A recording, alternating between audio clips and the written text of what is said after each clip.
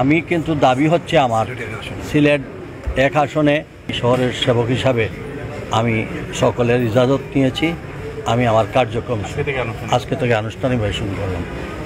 দেখেন, আমাদের সিলেটের পানকেন্দ্র এবং এইটা হলো সিলেটের কেন্দ্রীয় জামে মসজিদ।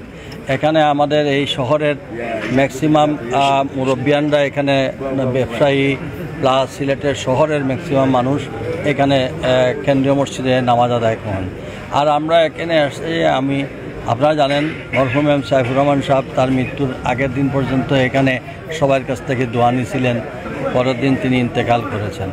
তা আমি এখানে আসার উদ্দেশ্য হচ্ছে, আপনারা সবাই সামনে নির্বাচন, এই নির্বাচনে আমি সকলের কাছে দোয়া চেয়েছি এবং বিশেষ করে আমাদের দলের চেয়ারপারসন, ভারপ্রাপ্ত চেয়ারপারসন জনাব তারেক রহমান, আমাদের এই ডিভিশনে মানুষের আশা আকাঙ্ক্ষার প্রতীক হিসাবে আমরা ওনাকে চাই।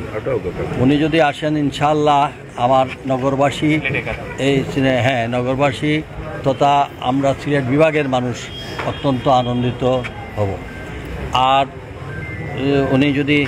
উনি কোনোভাবে কোনো কারণে যদি আসতে না পারেন, তাহলে আমি সবার কাছে দোয়া চাইছি, আমি ইজাজত নিয়েছি যে আমি কার্যক্রম শুরু করব কি না।